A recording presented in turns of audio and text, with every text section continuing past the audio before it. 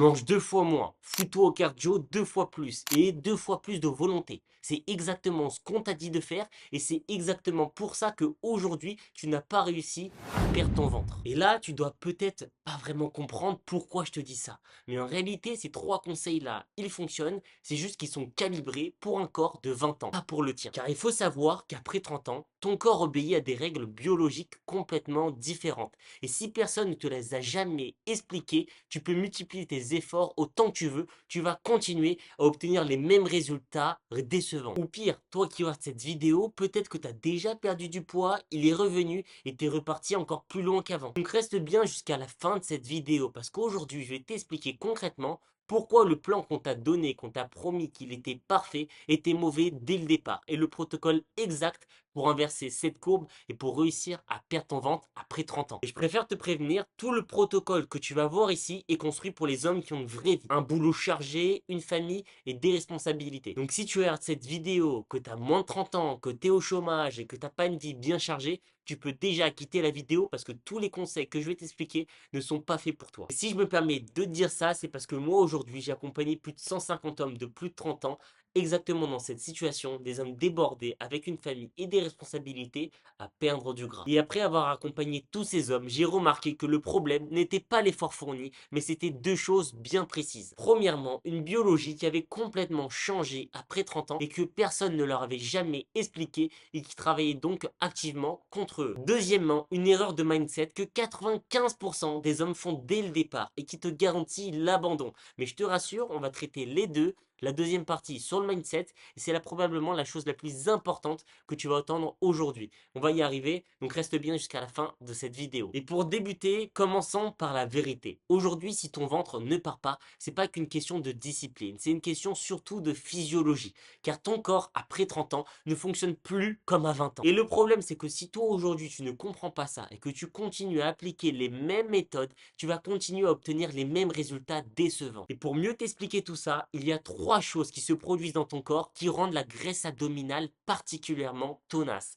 Et une fois que tu les comprends, tout devient beaucoup plus clair. Numéro 1, la dégradation hormonale. Il faut que tu comprennes que ta testostérone, à partir de 30 ans, baisse progressivement, environ 1 à 2% par an. Et ça, tu le savais peut-être. Mais ce que tu savais moins, c'est que simultanément, ton cortisol, l'hormone du stress, reste élevé. Et que ces deux hormones, ensemble, créent une combinaison particulièrement vicieuse pour le ventre. Et voilà comment la graisse viscérale, celle qui s'accumule autour de tes organes, derrière le ventre, possède beaucoup plus de récepteurs glucocorticoïdes que la graisse sous-cutanée ailleurs sur ton corps. En clair, cette graisse est biologiquement programmée pour répondre au cortisol. Et quand ton cortisol est chroniquement élevé, elle le capte en priorité, elle grossit en priorité et elle résiste à la perte en priorité. Maintenant que je t'ai expliqué tout ça, je vais te donner un autre exemple pour que tu arrives mieux à comprendre cette situation. Imagine que ton corps est une ville et que la graisse abdominale est le centre-ville. Quand il y a une alerte, tous les renforts vont en priorité au centre-ville. Et bien là, c'est pareil avec ton cortisol et ta graisse viscérale.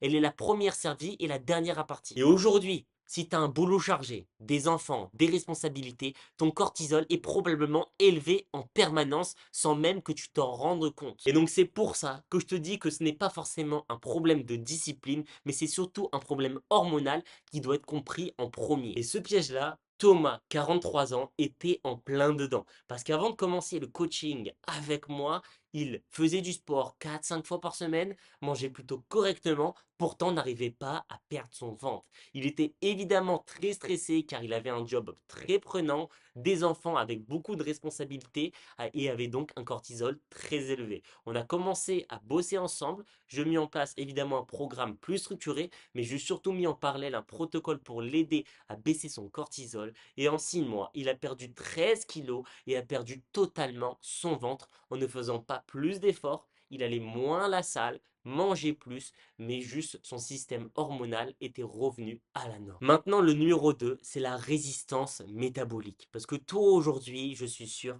que tu as sûrement déjà essayé des régimes restrictifs. Tu as réussi à perdre quelques kilos, ils sont revenus, parfois même avec un surplus. Sauf que le problème, c'est que personne ne t'a jamais vraiment expliqué ce qui s'est passé dans ton corps et pourquoi tu as repris ces kilos. Alors voici exactement ce qui s'est passé dans ton corps et ce que personne ne t'explique. Un déficit calorique trop agressif déclenche une réponse de survie. Ton corps, il interprète la restriction comme une famille. Donc ton corps, qu'est-ce qu'il fait? Il va baisser son niveau de leptine, l'hormone qui régule ta satiété, ce qui augmente la faim. Il ralentit aussi ton métabolisme de base et surtout, et c'est là le vrai piège, donc écoute bien, il brûle préférentiellement du muscle plutôt que de la graisse pour conserver ses réserves énergétiques. Et pour que tu comprennes mieux tout ça, c'est comme essayer de faire des économies dans une boîte en licenciant les commerciaux. À court terme, tu réduis la masse salariale et à moyen terme, c'est le chiffre d'affaires qui s'effondre et la boîte coûte encore plus cher à faire tourner qu'avant. Donc ce qu'il faut que tu comprennes, c'est que le poids perdu avec les régimes drastiques où tu vas t'affamer, c'est souvent 60% du muscle, pas de graisse, et chaque kilo de muscle perdu ralentit encore davantage ton métabolisme au repos. Ce qui explique donc pourquoi ta prochaine tentative de perte de poids sera donc encore plus difficile que la précédente, et la suivante encore plus. C'est un cercle vicieux que les régimes restrictifs créent eux-mêmes. Et le problème, c'est qu'à partir de 30 ans, tu perds du muscle 1 à 2% par année. Donc si en parallèle de ça, ton métabolisme ralentit et que plus tu perds du muscle, plus ton métabolisme ralentit, tu peux être sûr que ta perte de gras devient encore plus difficile. Et c'est pour ça qu'aujourd'hui, tu rates peut-être cette vidéo en ne comprenant pas pourquoi tu n'arrives pas à perdre du poids. Mais c'est parce que tu fais toutes ces erreurs et que sans t'en rendre compte, tu sabotes ton muscle et donc ton métabolisme qui est juste ton moteur interne de ta perte de poids. Et pour mieux t'illustrer tout ça, je vais encore te parler d'un client à moi qui s'appelle Julien et qui lui était juste désespéré quand on avait fait notre premier appel. Parce que pour lui, il avait tout essayé. Faire un régime, il avait baissé les calories, il avait essayé tous les régimes possibles, hein. Ducan, cétogène, keto. Et à chaque fois, c'était le même cercle vicieux. Il perdait, il reprenait. Et aujourd'hui, il n'arrivait plus à perdre du poids parce qu'il était dans le même cercle vicieux que je venais de vous expliquer. On a augmenté ses calories, on lui a mis en place la bonne stratégie, il a mangé 2 fois plus et il a réussi à enfin perdre du gras sans se priver et sans s'affamer. Mais avant que je t'en dise plus sur la suite de cette vidéo, si tu as encore cette vidéo déjà, merci à toi. Mais je sais aussi que ce sujet te parle, qu'il t'intéresse et que tu veux enfin te débarrasser de ton ventre. Donc si tu veux, là, tout ce que je t'ai dit dans cette vidéo, j'ai créé un guide complet qui le détaille, qui le résume avec d'autres tips que je peux pas te partager dans cette vidéo parce que j'ai pas envie que la vidéo fasse 1 heure. Donc si tu veux, tu auras juste à m'envoyer sur mon Instagram Reset. Je sais que tu viendras de cette vidéo. Mon Instagram, c'est Elliot Zako. Je te le mets aussi dans la description. Ce sera vraiment un plaisir de t'envoyer ce guide. Et en même temps, on pourra parler un petit peu de tes objectifs, de ta situation. Et je pourrai voir potentiellement si je peux t'aider. Voilà pour la biologie. On a fini. Maintenant, la deuxième partie, et c'est probablement la plus utile que tu entendras aujourd'hui. Donc, ouvre bien grand tes oreilles. Maintenant que tu sais ce que la biologie fait contre toi, le problème, c'est que même les hommes qui comprennent ça abandonnent quand même. Et ça, c'est pas à cause de leur biologie ou encore de leur discipline, mais c'est juste parce qu'ils ne comprennent pas comment le corps change réellement. Et pour mieux que tu comprennes, je vais te donner une analogie très très forte, donc écoute bien.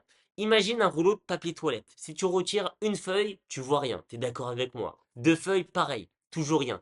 Et même après une semaine à retirer des feuilles chaque jour, le rouleau semble presque intact. Mais t'es d'accord avec moi qu'au bout de 2 mois, il y a une vraie différence visible. Et au bout de 6 mois, il ne reste que presque plus rien. Et c'est exactement comme ça que le corps change. Chaque entraînement, chaque repas construit autour des protéines, chaque nuit de sommeil, c'est une feuille retirée. Tu ne vois rien à court terme, mais les changements se produisent à l'intérieur, en avant sur ce que tu vois dans le miroir. Tes cellules musculaires grandissent, ta sensibilité à l'insuline s'améliore. Ton corps génère de nouvelles mitochondries pour produire de l'énergie. Et le problème, c'est que la plupart des hommes abandonnent exactement au moment où le rouleau commence à se vider vraiment. Ils quittent le film à 5 minutes de la fin. Mais pour que tu comprennes bien, il y a quelque chose de plus profond encore. Une erreur que quasiment tout le monde fait. Car la plupart des hommes abordent le fitness en se concentrant sur le résultat. Je veux perdre 10 kilos ou sur le processus. Je dois m'entraîner 4 fois par semaine. Le problème, c'est que les deux sont insuffisants parce qu'ils nécessitent une discipline constante et un arbitrage permanent entre ce que tu veux faire et ce que tu sais que tu dois faire. Alors que ce qui fonctionne vraiment, c'est l'identité.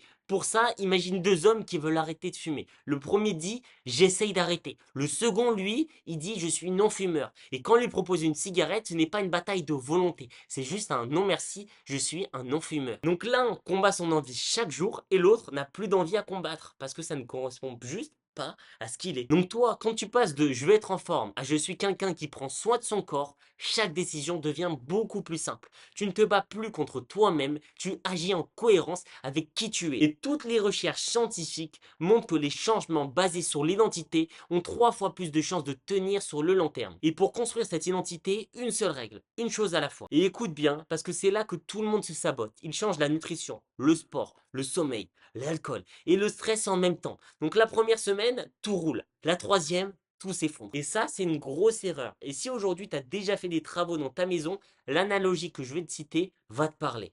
Car c'est comme ouvrir 5 chantiers dans ta maison simultanément. Le salon, la cuisine, les chambres, la salle de bain et le jardin en même temps. En théorie, tu avances partout. En pratique, tu vis dans le chaos, tu ne finis rien et tu t'épuises. Donc là, moi, ce que je veux absolument que tu fasses, c'est que tu te fixes d'abord une habitude, que tu la stabilises, puis après que tu passes à la suivante et pas l'inverse. Et là, tout ce que je viens de te citer, ça construit ce que le psychologue appelle l'auto-efficacité, la conviction que tu peux et que tu vas réussir. Et cette conviction, elle s'accumule comme des intérêts composés, lente au départ, puis irrésistible. Et quand tu mesures tes progrès, ne regarde pas que la balance. Pense à tes résultats trimestriels. Un bon mardi ne fait pas un bon trimestre, mais un bon trimestre, il se voit. Et n'oublie pas, une semaine ne change rien. 6 mois change tout. Prends des photos toutes les semaines, tous les mois, même si tu n'as pas envie de te regarder au début. À la fin, je peux t'assurer que tu seras bien content d'avoir pris ces photos pour voir ton évolution. Et que tu seras même très fier de toi et que tu te diras comment j'ai pu être comme ça.